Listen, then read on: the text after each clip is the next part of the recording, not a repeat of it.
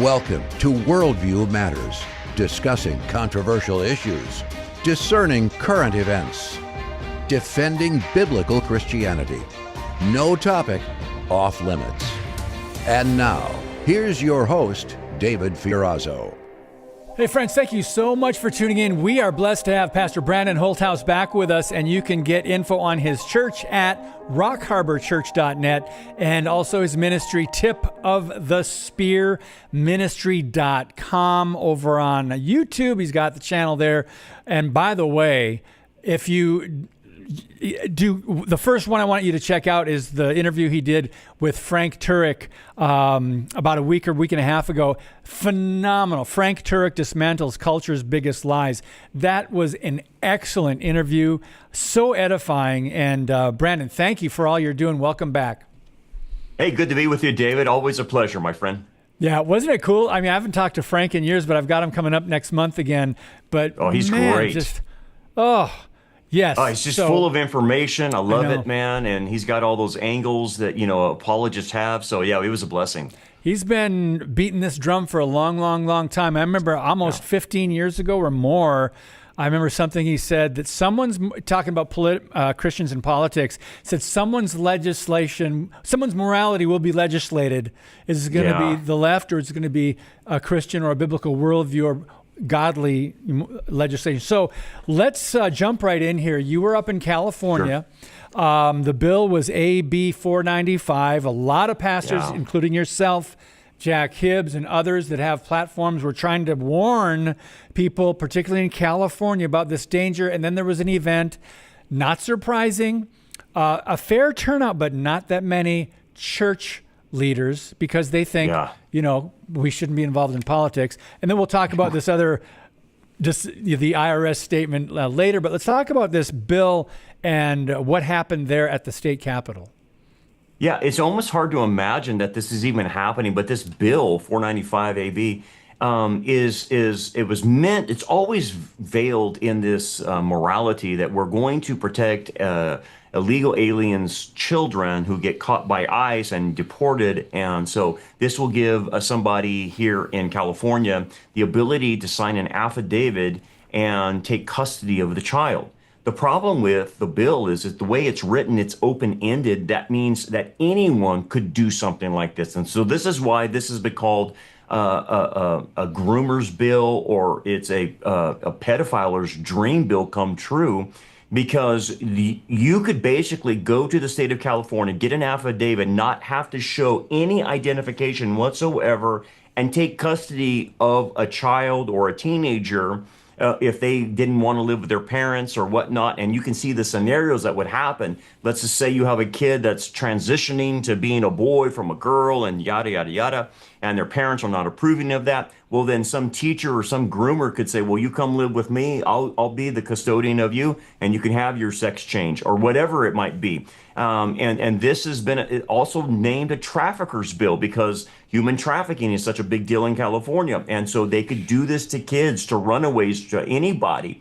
And so that's what we went up to Sacramento, which is where Satan's throne is, right in here in California, to protest against this. But this is the kind of stuff that comes in California. And people say, well, that's in California, and that's why I don't live there. Hey, get a clue. It's going to spread all over. The other states will get this idea, and they will take it as well. So this is a battle for parental rights, man. And so this is important. And so what the disappointing thing was, David, is, Jack, myself, and a good cluster of pastors that are typically always there in the fight were there in Sacramento. But most of this was grassroots. It wasn't led by pastors. In fact, there was hardly any churches here in town. I think maybe two in town that joined us up there. But most of the people are checked out. They're not involved. And I want to say, you're going to wake up one day and your whole world is going to be rearranged. And why? Because you didn't fight when you should have. And so anyway, this is still on the front burner, and churches are nowhere to be found. And not surprising, but let's now slightly transition, no pun intended, but that came out the way it did. Let's talk about the IRS, and Sure. we can touch on the Johnson Amendment, but what happened recently shouldn't even be a headline. Under the radar, it floated because the media didn't want to touch it, most of them, that the IRS doesn't have any say in whether a church could endorse a political candidate. Well, most pastors are going, what? No way, because they have been unnecessarily self-censoring for decades. That's right. Since the unconstitutional Johnson Amendment in 1954, right. And that decades. And look at who's been influencing the culture more. Look at what happened in the 60s. God was taken out of school, prayer, voluntary prayer. Then we had abortion, that horrific decision by the Supreme Court, and Roe v. Wade, and on and on and on. And now we've got transgenders and men and boys and girls sports. And what could go wrong? But the church has not been talking about these issues. And Brandon, I know I'm preaching to the choir. I jokingly asked you before we got on the podcast, but let's go there. Yeah. So all this stuff is happening, and the church doesn't seem to be the salt and light that it should be. We're not influencing culture and all this other stuff. I wrote a chapter in my latest book called "What Would Our Great Grandparents Think If They Could Be Here for 24 Hours and See?" They would go, "What do you mean?" Yeah. I mean, just think of all the major issues, and they would be stunned. They would think they're not even on planet Earth. Your thoughts as a pastor, knowing the church's responsibility and how we got to where we are when we're seeing all these ridiculous things and these movements. Yeah. Well, you're making a good point, because in July of this year, the IRS reversed and said you can endorse a political candidate. So tater chip, let her rip. I'm going to go for it, because unfortunately, I hate to tell you this, a dirty little secret about ministry is many pastors have been hiding behind the Johnson Amendment to say they can't talk about politics, which is not what the Johnson Amendment said. It said you couldn't support a political candidate. But anyway, they've been hiding about that. But now, hey, it's over, and now you can talk about it, so to speak. Not like you couldn't do before, but you can. And you can endorse a candidate. But will we see that? Absolutely not, because here's what happened, David. This is what led to this. It's the church growth movement. It's a seeker-friendly movement that invaded the church 40, 50 years ago. And the idea that came from Peter Drucker and C. Peter Wagner of really was a communistic type of strategy to grow a large church. And it was typically a communist technique of gathering a crowd, pulling out of the crowd a remnant, and doing the power of a short campaign. And so that seeped into the seeker-friendly movement, the church growth movement, and the Rick Warren movement.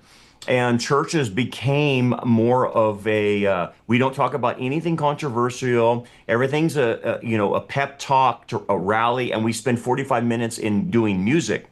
And by the way, David, that formula works, and it does grow your church, but there's no theology, there's no edification whatsoever. You're just big and you have a lot of money coming in. So I hate to say it, it's all about nickels and noses. Yep. So will the pastors say anything anymore? No, because they don't want to run off people, and they don't want to lose the money that's coming into the coffers to pay for their multi-million-dollar buildings. And so it's going to continue, David, because that's how their game is being played. Yep. Well, first of all, anyone can attract a crowd. And when you talk about building numbers, growing numbers, that doesn't mean you are biblical. That means you just know how to attract a crowd. You can become like the world to attract the world. But first of all, Pastor Brandon, I want people to understand, we haven't talked about this in a while, because I wrote my very first book. I wrote on the compromising Christianity, wrote on all these pastors. Thank you for mentioning Rick Warren. Thank you. Yeah. People don't know the history. Oh, man, he's done so much damage to the church in America. Yeah. But yeah, you're right. We spotted this guy a long time. I used to be a Southern Baptist pastor. We spotted this guy a long time ago in the Southern Baptist. But obviously he went beyond that. And he was teaching people basically a Peter Drucker type of way of preparing. This is why explain what Rick that Warren, is. Yeah, well, the power of a short campaign is what was infused into Rick Warren's ministry. And that's actually communistic in nature. What does that mean? Well, it means that people will only have the attention span for maybe 4 or 5 weeks. And so what you do is you hit them with that message for 4 or 5 weeks, and then you change the message again the next 4 and 5 weeks. And you don't go too deep into it, you keep it shallow. And what you're trying to do is draw out from that crowd followers. Now, this is where 40 days of this, 40 days of that, 40 days of prayer, 40 days of the Daniel diet all came into the package. And Rick just put 40 days of whatever on it. And that 40 that's the power of a short campaign that communists knew. Now, that's different than going through a book of the Bible, exegeting the scripture verse by verse, line upon line. When you do a topical thing, you're going to avoid controversial issues that's going to ruffle feathers, whether that's a discipleship issue or it's a moral issue. So what the communists understood is, look, we don't want to offend anybody morally. And so what we want to do is allow them to keep their morals, but let's hook them with other taglines, that you're the greatest thing since sliced bread, you're wonderful, you're this, you're that. And so that then gets communicated in Christianese of, God's got a wonderful plan for your life. You're the greatest thing. You don't need to change. You need to stay the way you are and just love yourself and accept yourself. And that's what came out in the messaging. And that became the hook. Rather than convicting someone of, hey, you know what? You need to step your game up in discipleship. Or, hey, this is going on about prophecy right in your face about a digital currency. Yeah. Those things were completely off the table in that movement. And that's what Rick pushed. And it worked. And that's why all these churches followed that model. And that's what they're doing today. Yeah. David, it destroyed everything. Yeah, I wrote a huge section on the emergent church at that time. This was like, I mean, in the 80s and 90s, 10 years ago, when I wrote 15 years ago, whatever it was. But I want to mention the corporate model that the seeker-sensitive church took on. And I'm glad we're going down this. We didn't plan on talking about all this. That's all right. I'm glad we are, because we're talking about building big churches, but just, friends, we've got to get this out of our heads. Just because a church is big doesn't mean it's doing God's work in God's way and it is biblical. We have to understand that. Anyone can put on a show and be entertaining and have a big church. But I want to mention Bill Hybels, Robert Schuller, some of these other guys, big hitters in this movement. So the church, this affects why the church took on more of a corporate identity rather than a ministry. They became like corporations. And then, of course, you don't want to touch on anything controversial, right? And That's so right. it's no wonder. Any other thoughts on that, Brandon? Absolutely. So then what they did, instead of Sunday mornings or even Wednesday nights or whenever you would have church service, instead of it being for the edification of the saints, what they did is they flipped it on the head and made it an evangelism outreach.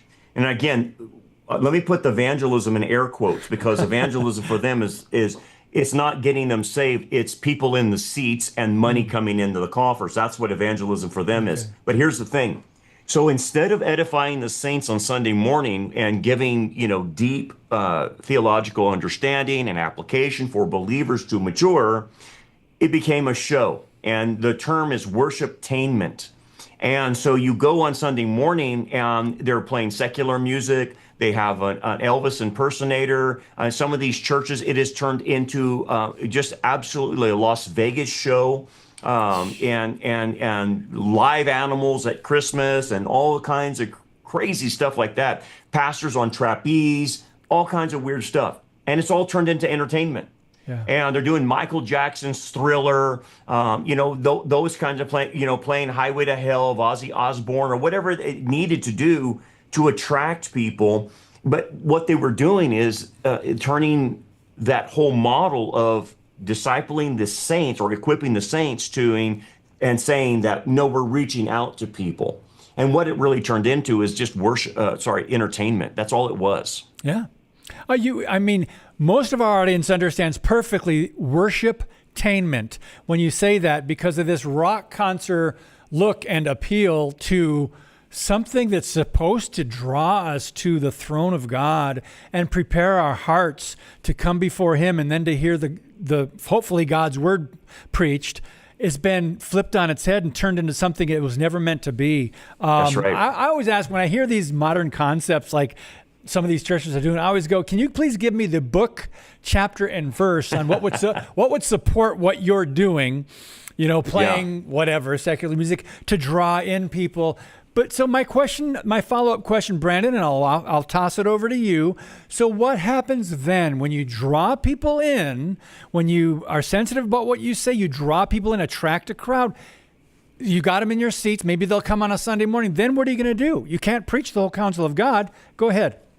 No, you can't. You're actually very limited because however you attracted them is how you're going to keep them. So if you go into controversial issues, or you talk about Israel, or you talk about, hey, just basic discipleship, you're going to start offending them. And so they have to stay at this milk level. This is why a guy like Stephen Furtick at Elevation Church, same mentality, says, if you're saved, this church is not for you. He actually said that. And so it becomes a 15-minute pep talk, David, and you're great. Jesus loves you, and every day is Friday. So you get the Joel Osteen message, and that's what ends up selling to a lot of people. So they're actually going to church not to hear what they need to hear, but to hear what they want to hear about themselves. Yeah. And then what happens? It creates a bubble around them to pretend that nothing outside is happening to me. The world's not on fire. The culture's not going to pot. There's not a war with Russia and Ukraine. There's not a Middle East war. Nothing is happening. It's all about me. And it turns very selfish. Okay, so we're going to really go in a different direction briefly. We did talk about the AB 495 in California and that bill. We touched on transgenderism, but there's been attacks, recent shootings, particularly the one in Minnesota. I wanted to get your take on. I've got 3 different articles here, so I'm going to try to condense this and then toss it to you, Pastor Brandon. Sure. One of them says the troubling link between psychiatric drugs, transgenderism, and violence. And another one by Linda Harvey at Mission America says transgenders and tragedy. And she says the body count is growing. Murders at the hands of gender pretenders.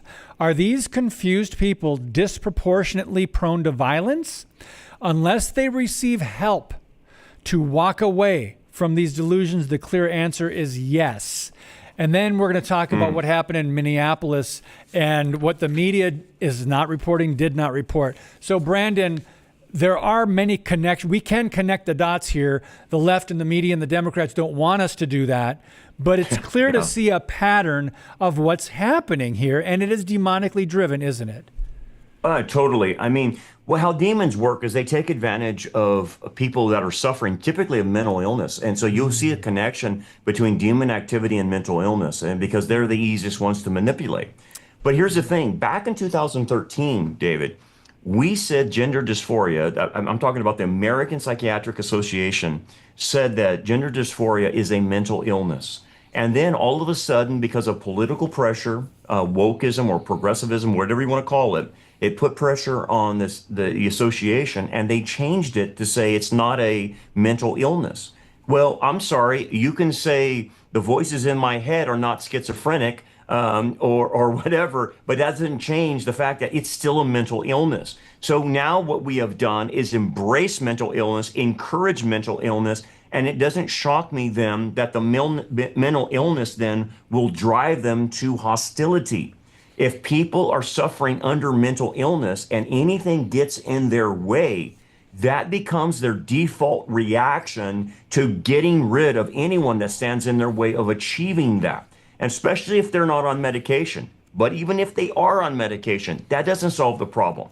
Because if you're now transitioning and you're on hormone blockers or whatever they're giving you, testosterone, your chemistry is going to get so fouled up that you will react in negative ways and hostile ways to where you think that killing is an option. So that's the problem behind it. We're embracing mental illness. Yeah, and it does lead to violence because they don't see any other way out.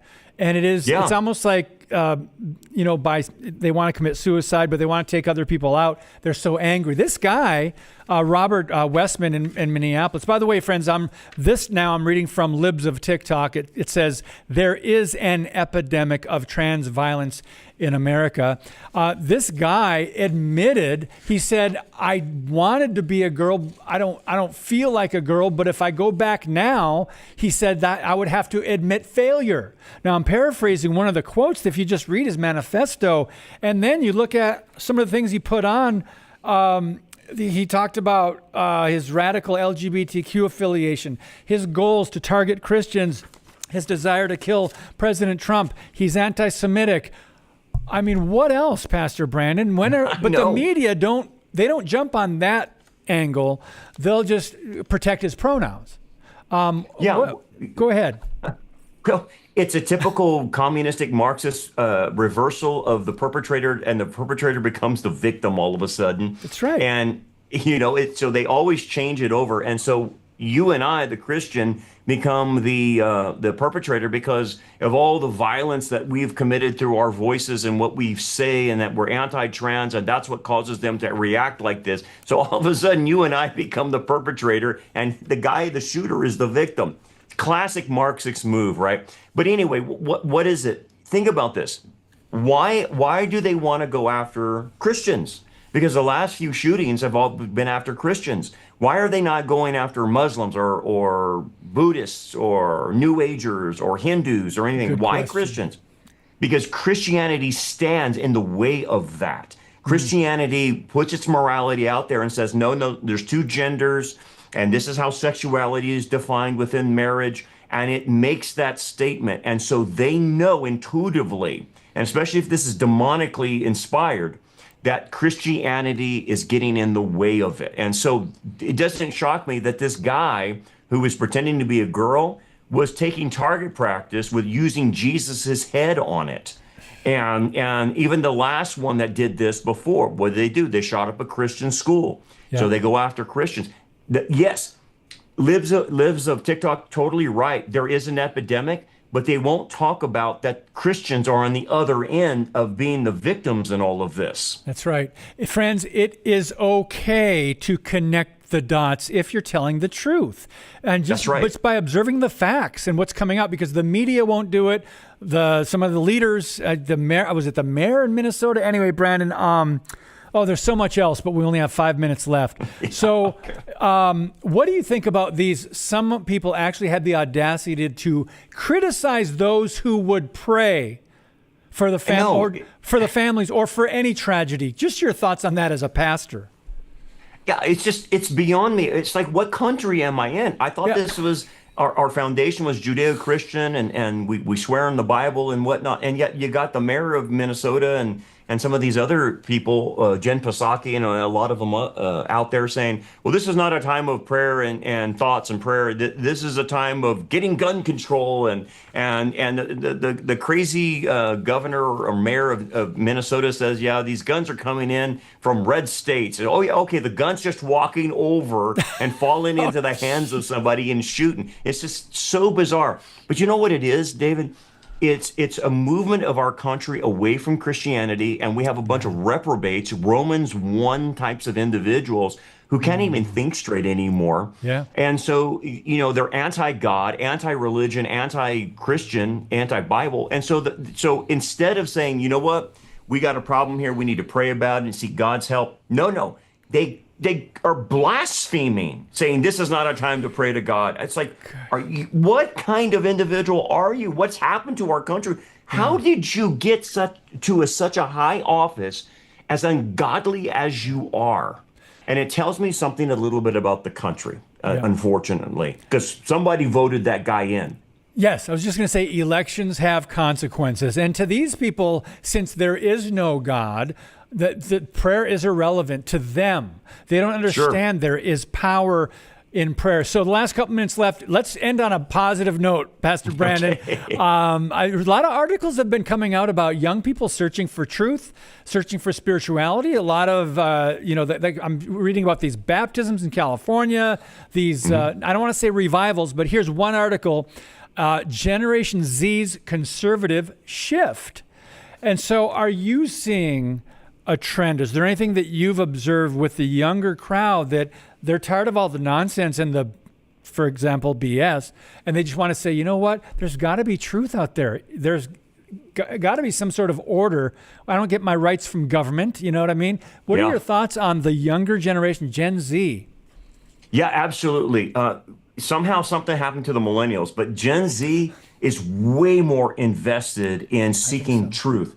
Yeah. And we're noticing it here. I just had a young adults night on Friday, and all I did, David, was do a Q&A because these young adults are so curious and they want to know the answers about things. So we're seeing it as well. But here's the other thing is they're drifting away from Protestantism and they're going into more traditional Catholicism and liturgical types of churches. And I think there's a reason behind that.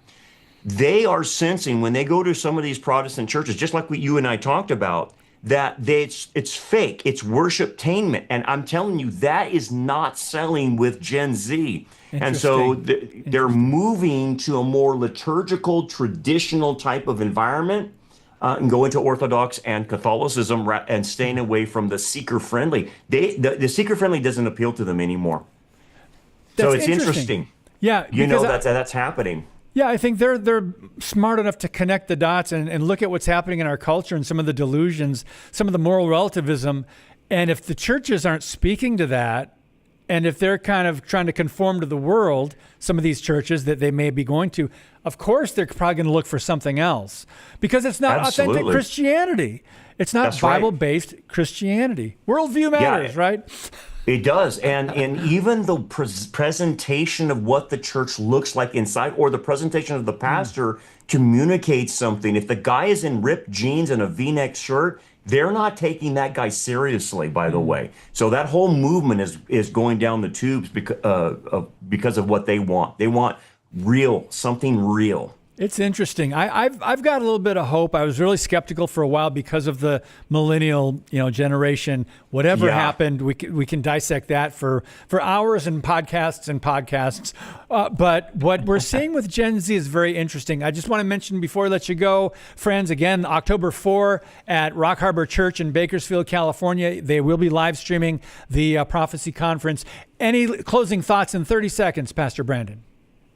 Yeah, we're trying to reinvigorate, awaken the church, get back to being salt and light. That's why we're having this conference. And so if people want to live stream it, that'd be great wherever they're at. And we're trying to get people active so we don't lose our culture. Amen, brother. I thank you so much for all you do, particularly trying to do what you're doing over in Israel. And of course, in California. God bless you and protect you out there. Thanks for your time again, Pastor Brandon. Thank you. All right, brother. Good being with you. Same here. Friends, God bless you. Share this podcast. And as always, keep speaking the truth about things that matter.